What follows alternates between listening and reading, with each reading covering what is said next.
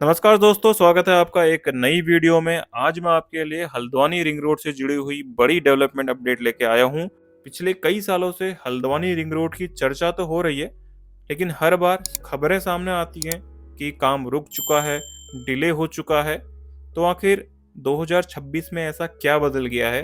क्या ring road सच में बनने वाली है? किस कंपनी को इसका काम मिला है? और सबसे बड़ा सवाल, सड़क बननी कब शुरू होगी?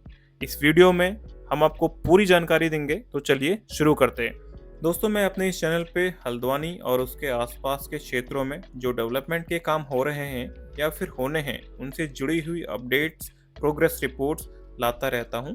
अगर आपको ऐसे अपडेट्स में इंटरेस्ट है तो आप इस चैनल को सब्सक्राइब कर सकते हैं। तो चलिए स्टार्ट करते हैं। तो सबसे पहले देखते हैं कि हल्द्वानी में रिंग रोड की ज़रूरत क्यों है।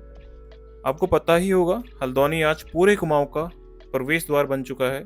नैनीताल, अल्मोड़ा, रानीखेत, पिथौरागढ़, चंपावत और उत्तराखंड के कई हिस्सों की ओर जाने वाले वाहन रोज हल्द्वानी से होकर गुजरते हैं, जिसकी वजह से तिकोनिया ले लो आप, कालाडूंगी चौराहा, मुखानी, मंगल पड़ाव या फिर नैनीताल रोड, ऐसी जगहों पर रोज भारी ट्रैफिक देखने को मिलता है। रिंग रोड का उद्देश्य यही है कि जिन वाहनों को सिटी के अंदर आने की जरूरत नहीं है, उन्हें सिटी के बाहर से ही निकाल दिया जाए।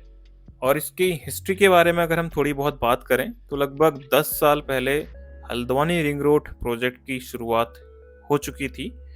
चर्चाएं शुरू हो चुकी थी कि हल्द्वानी में रिंग रोड बननी चाहिए, लेकिन बहुत सारे कारणों की वजह से काम आगे नहीं बढ़ पाया, जिनमें सबसे बड़ी वजह थी फॉरेस्ट लैंड। और साथ ही जो भी प्रस्ताव सरकार को दिया गया था, उसमें बहुत सारी निजी भूमि भी रिंग रोड के चपेटे में आ रही थी, जिसकी वजह से कभी भी इस रिंग रोड का जो पहला चरण होता है किसी भी प्रोजेक्ट का बनने का, डीपीआर यानी कि डिटेल्ड प्रोजेक्ट रिपोर्ट, डीपीआर बनने का काम कभी भी शुरू नहीं हो पाया, जिसकी वजह से हर साल इस प्रोजेक्ट की चर्चाएं तो होती थी, लेकिन एक्चुअल में जो काम है वो शुरू नहीं हो पाया था। अब आते हैं सबसे बड़े अपडेट पर, जो कि है 2026 में इस प्रोजेक्ट ने फिर से गति पकड़ ली है। आपको मैं बता दूं कि पिछले महीने उत्तराखंड सरकार ने हल्द्वानी रिंग रोड के डीपीआर बनाने के लिए एक टेंडर जारी किया था, जिसमें से 3 कंपनियों को शॉर्टलिस्ट किया था। तो दोस्तों, इससे जुड़ी हुई बड़ी जानकारी सामने निकल के आ रही है कि उन 3 कंपनियों में से सक्षम सर्वे सॉल्यूशन, इस कंपनी को हल्द्वानी रिंग रोड के डिटेल्ड सर्वे और डीपीआर बनाने का जिम्मा सौंपा गया है। और Saksham survey solution company Haldwani ring road के डिटेल्ड सर्वे और डीपीआर के ऊपर काम शुरू कर चुकी है। ध्यान देने वाली बात यह है दोस्तों कि ये जो कंपनी है, ये सड़क नहीं बना रही है।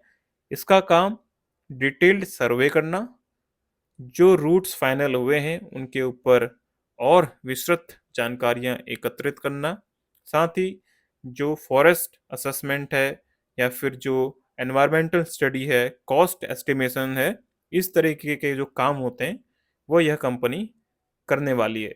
मैं आपको बता दूं कि लिंक्डइन पर इस कंपनी ने खुद हल्द्वानी रिंग रोड से जुड़ी हुई जानकारियां साझा की है। उसी बेस पे मैं आपको ये सारी डिटेल्स दे रहा हूँ। तो अगर मैं आपको मैप के माध्यम से दिखाऊं, तो दोस्तों ये रहा हल्द्वानी का मैप, और यहाँ पे रिंग रोड को 4 चरणों में डिवाइड किया गया है, जिनमें से 2 फेज पीडब्ल्यूडी डिपार्टमेंट और 2 फेज का काम एनएचएआई कर रहा है। तो दोस्तों, रिंग रोड के 3 चरणों का काम ऑलरेडी स्टार्ट हो चुका है। मेन समस्या आ रही थी सेकेंड फेज में, यानी कि लामाचौड़ और रामपुर रोड को किस तरह से कनेक्ट करना है, जिसमें आनंदपुर और कमलवा गाजा के लोगों ने भारी विरोध किया था। तो इसी को देखते हुए एक नया रूट यहाँ पे निकाला गया है, जो कि लामाचौड़ से थोड़ा सा आगे अगर आप जाएंगे तो भाखड़ा ब्रिज है, वहां से फॉरेस्ट लाइन होते हुए आबादी वाले क्षेत्र के बिल्कुल समानांतर एक नई रोड बनाई जाएगी, लगभग 18 किलोमीटर लंबी। और रामपुर रोड में बेल बाबा मंदिर के वहां पे ये रोड निकल जाएगी। अब बात करते हैं इसके बाद की प्रक्रिया क्या होने वाली है। तो सबसे पहले तो डीपीआर का काम जैसे ही पूरा होता है, उसके बाद वन विभाग से क्लियरेंस लेना होता है, फॉरेस्ट क्लियरेंस, और साथ ही जिन लोगों की निजी भूमि इस प्रोजेक्ट के दायरे में आ रही है, उनको उसका मुआवजा देने के लिए लैंड एक्विजिशन करवाना पड़ेगा। जैसे ही लैंड एक्विजिशन और फॉरेस्ट क्लियरेंस का काम पूरा होता है, उसके बाद गवर्नमेंट अप्रूवल की जरूरत पड़ेगी, जिसके तुरंत बाद कंस्ट्रक्शन टेंडर निकाल दिए जाएंगे। कंस्ट्रक्शन टेंडर निकलने के बाद में किसी एक कंपनी का चयन होगा और उसके बाद ही एक्चुअल जो काम है सड़क निर्माण का वो शुरू हो पाएगा। यानी अभी कंस्ट्रक्शन कॉन्ट्रैक्ट किसी भी कंपनी को नहीं मिला है। ये जो पूरी परियोजना है ये अभी प्लानिंग स्टेज में ही चल रही है।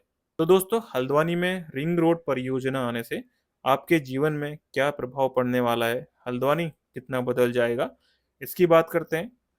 अगर यह परियोजना समय पे पूरी हो जाती है तो सबसे पहले सिटी में ट्रैफिक कम होने वाला है। जितने भी भारी वाहन हैं वो सिटी के अंदर नहीं आएंगे। नैनीताल और उसके आसपास के हिल स्टेशन में अगर आप जाना चाहते हैं तो आपका काफ़ी समय बचने वाला है और साथ ही सिटी में थोड़ा पॉल्यूशन भी इसकी वजह से कम जरूर होने वाला है।